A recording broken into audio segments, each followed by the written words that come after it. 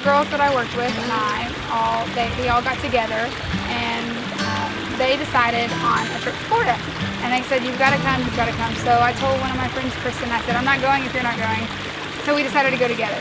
And as we went on our journey, we had to stop in Pasadena, or right outside of Pasadena, to pick up Kevin. And I remember asking why we had to stop, and I knew who he was, but I didn't really show any interest in him at all. Well, we took off on a trip to Florida with a bunch of friends, and they ended up picking me up in Houston. I was down visiting my parents, and on the way to Florida, I think Kristin, or one of the Kristins, ended up driving for probably about an hour, and I felt like that was enough because they were scaring me pretty bad. So. About an hour or two down the road, we switched, and he wanted to ride up front, and I was terrified of him driving my car because I did not know him. And so I rode up front with him the whole way. Having her car, so she wanted to ride up front with me. I don't know if she just didn't trust me or what, but she was riding in the front with me, and we talked for a very long time, and I don't think either one of us ever intended for things to go the way that they did. And over the 17-hour scale that we were in the car together, we talked and talked and talked about family and where we grew up and nieces and nephews, future, what do we like, and then we just kind of hit it off. On the way there, they got off kind of onto a tangent about this guy that Kristin kind of liked, but she didn't know, and there just seemed really like there was more issues with the guy, and she was kind of going on and on about what should I do and this and that. And I just kind of saw the opportunity there to kind of tell her what I thought, because her friend asked me what I thought.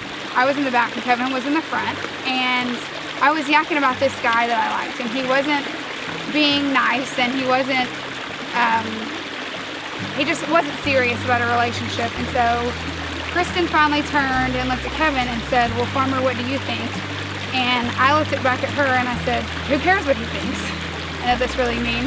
So I told her that she should probably stop messing around with that guy and just go ahead and start dating me. And he said, well, I think she should stop yakking about that other guy and date me instead.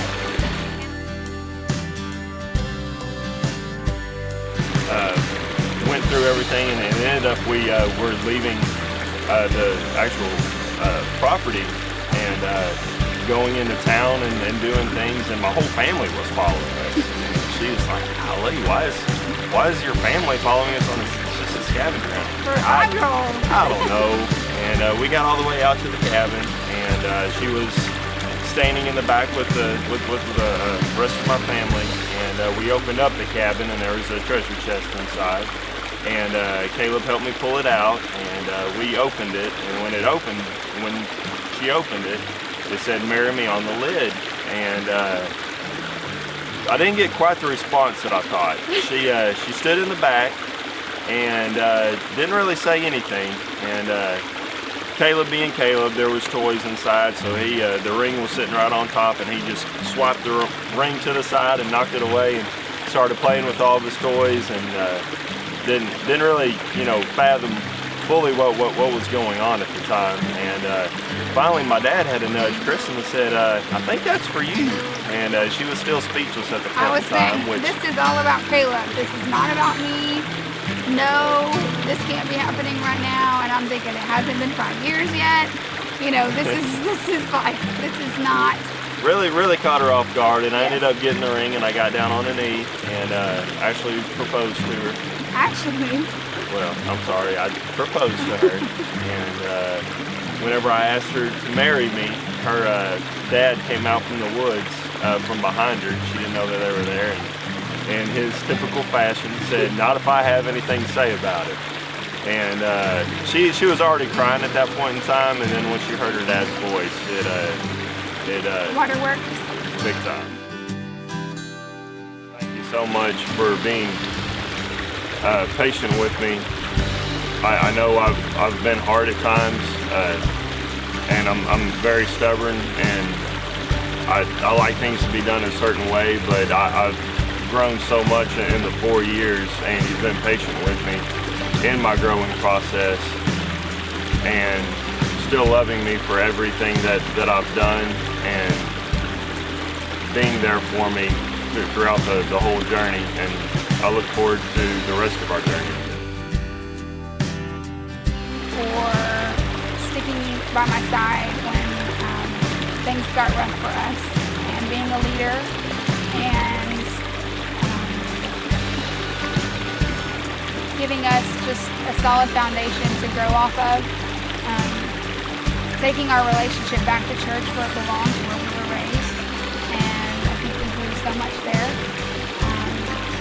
He said that it would be 5 years before we ever got married, and it's barely 4, so I feel like I win.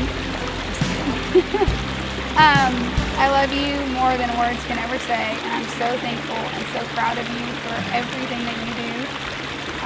I can't wait to start this new journey together, and I can't wait to have a family and see what kind of dad you're going to be. I know you'll be great because of Caleb and Cole and how special they are to us. I just look forward to spending the rest of my life. I love you.